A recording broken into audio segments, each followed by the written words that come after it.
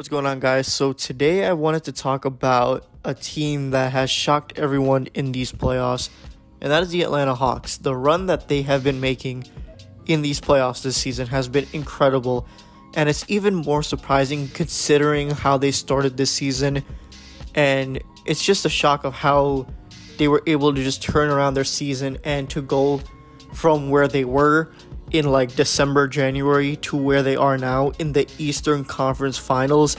That's wild.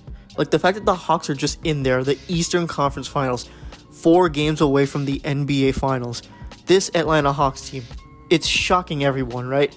It's something straight out of a movie or a storybook, what they're doing. It's just been incredible to watch, and they're so fun to watch too, which, it makes it even greater. So, okay, before I get started though, I want to let you guys know to please subscribe to the channel and also turn on notifications so that you don't miss an upload, and also to leave a like on this video because that makes a big difference in helping this channel grow, so I would greatly appreciate it. Alright, now that I got that out of the way, I just want to quickly ramble on about just what this Hawks team is doing and how special it is, because if you remember this season, they were not good. They did not really start this season good. And let's start, actually, before we go there, going into the season, with the offseason, they got Bogdanovich after he was supposed to go to Milwaukee, but that got screwed up, so then he ended up going to Atlanta, and that was already a good signing, right? You get more guys who can space the floor, better shooters around Trae Young. That's good. They got Rajon Rondo from the Lakers, which I was like, oh, cool, a veteran point guard who can help, groom this young team and give them a kind of presence that, a lot of young teams need. You have that. It just worked, this team. And there was a lot of expectations going to the season, hey, this is a playoff team, Trae Young, has been on not so good teams for his first, couple years.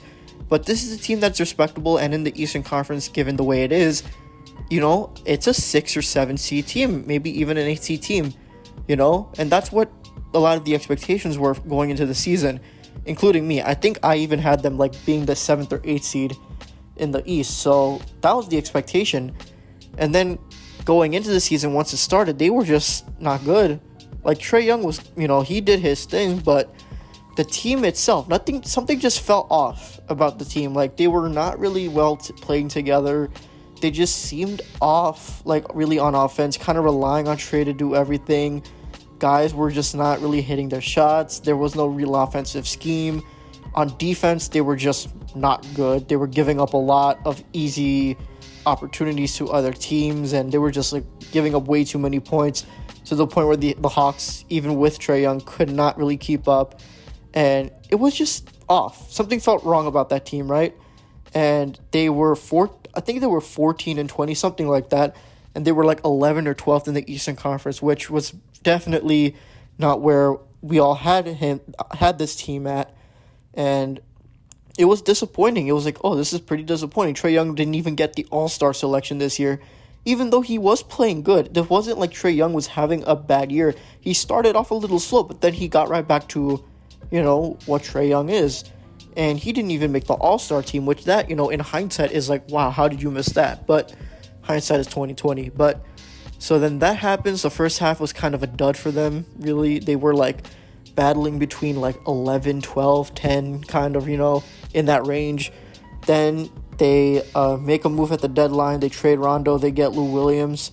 And then they also fire their head coach, Lloyd Pierce. And then they bring in Nate McMillan, who is a very respectable coach, did a really good job when he was in Indiana. So, for the Hawks to get him, it was oh, okay, hopefully there's a culture change that might turn this team around and give them a little bit of a boost that they need, especially with a team like this, with how young they are, especially, think about that lineup, right? Trae Young, Bogdanovich, Herter, Capella, these are relatively young guys with not a ton of experience in this league, especially in those big moments. So, hopefully a culture change with a respectable coach would change things, and it definitely did. Their second half was incredible. They were, all of those flaws they had at the beginning of the season, they were able to just, flip it right back to solid basketball. They were winning a lot of games, jumped all the way up to the 5th seed. So it was oh, okay, this is the Hawks team that people were expecting, right? Hey, they're a playoff team. That was basically the highest point of the expectations for the Hawks this season, right? It was like, okay, they'll make the playoffs barely, but they'll get in, and then that'll be it. But then they are the 5th seed, and they're playing the Knicks. Now, the Knicks were the heavy favorite. I even had the Knicks winning that series. I was like, hey, the defense that the Knicks have, the veterans that they have, Julius Randle, how incredibly he's been doing, you're not going to be able to stop that. I think Trae Young can't alone do everything. I was wrong, and we were all wrong. Anyone who picked the Knicks was wrong, because not only was it it wasn't really a close series. Like, the Hawks won at 5. That's not a close series. That's a gentleman's sweep. I thought that this would be a close series. I said that I could see it going either way, because it's a 4-5 matchup. With a 4-5 matchup, you can predict both. It's more likely that either of those teams could win, right? It's pretty even matched up. But I was like, it's a close series, but I still would give the edge to the Knicks. A, it wasn't close, and B, the Hawks won pretty convincingly, right? They won game 1. Then they, dropped game 2, which was kind of a mistake because Trae was in the bench for too long. They blew the lead they had. But then they went to Atlanta, won both games pretty handily. Then went to game 5 and in New York, in the Garden, and won convincingly too. So they take care of that, and I was like, oh, okay. The Hawks just won a playoff series. Trae Young was unbelievable in that series, and the other guy stepped up. That's how you do it, right? Capella was doing a really good job of handling Julius Randle. Bogdanovich, Herter, they were making their shots. DeAndre Hunter was even playing, and he was doing well when he got to play. It was just going well for them. Then they go into Philadelphia, the Sixers, the number 1 seed, and it's like, oh, okay, yeah. The Hawks, fun run, you did good, you're a young team, but this is where it's going to end. Sixers are going to sweep or beat you guys in 5, and that'll be the end of your season. It was not. It was an incredible 7-game series. They pushed the number 1 seed to 7 games. And then, in Game 7, they beat them on the road in Philadelphia, which is a city known for having a lot of terrible fans. Alright? I don't like making generalizations, but Philadelphia, it's not just the Sixers, it's just that city in general. Their sports fans are very different. And if you know what I mean, you know what I mean, right? When I say different. But the Hawks they were amazing in that series. I mean, looking back at it, Game 7 was yesterday, and looking back at just how the series went overall, it was incredible. Just Trae Young was doing Trae Young things, just putting up 30 points, just like light work, hitting his shots. But, the thing with Trae Young was just not only was he hitting his shots, but he was playing like a veteran. He was playing like a veteran point guard. Like, watch him with so much patience, so much poise, creating opportunities for others, automatically just making people better around him simply just by being on the court and initiating the offense. That's what a point guard is supposed to do. If you want to be a great point guard in that league, in the NBA, you have to do that stuff. And Trae Young did it, like, at a very high level. And it was impressive to watch just what he did. And then you also, it helps when you have, Bogdanovich shooting threes, Kevin Herter having a career game, dropping 24 or something like that in Game 7, having Gallinari actually hitting threes, some big shots, by the way, which he did not do in the Knicks series. He did it in the Philly series. You had Capella, who was a good inside presence like he always is, catching lobs. John Collins was really impressive. He actually might get the max deal that he wants just by how he's been playing in these playoffs. So this well-rounded team overall, they're young. They do not give up, which is even more impressive with them. I mean, just look at how they came back from down 26 against Philly or down 18 or whatever it was against Philly. It does not matter how much down they are. They do not quit. They do not give up. And that's what young teams are so fun for. Just how talented they are, how they don't give up, because they're so energized. They're young guys, right? And you would think that, hey, lack of experience would make things tough for them, but their confidence, their irrational confidence makes them good teams, because they really think they can beat anybody. And hey, if you're the Hawks and you're seeing how they're playing, can you blame them? They're in the conference finals for a reason. So they've just had an incredible run this season.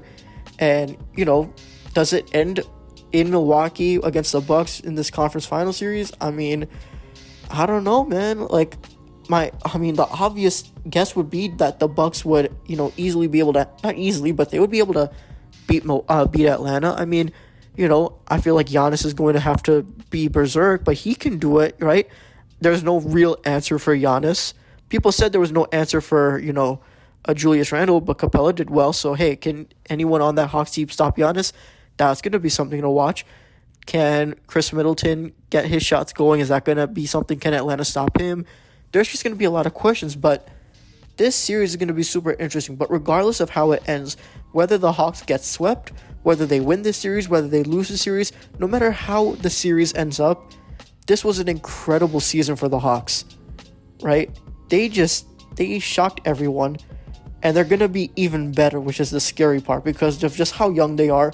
They're only going to get better, and there is no limit for just how good this team can be.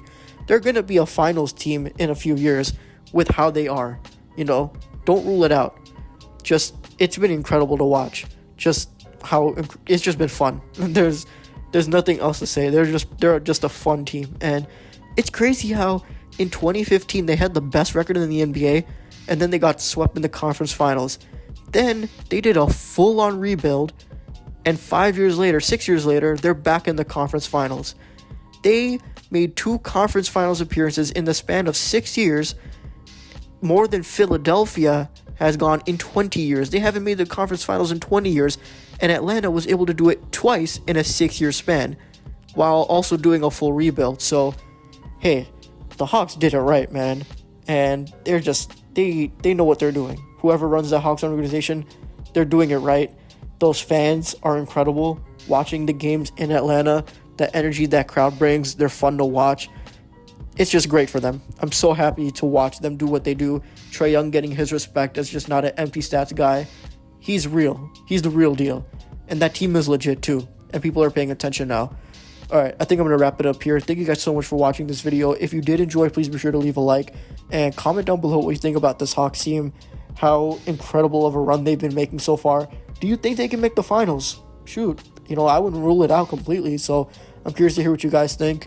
And if you haven't already, please be sure to subscribe, turn on notifications so you don't miss an upload. And yeah, thank you guys as always for your continued support. And I'll see you guys in the next one. Peace.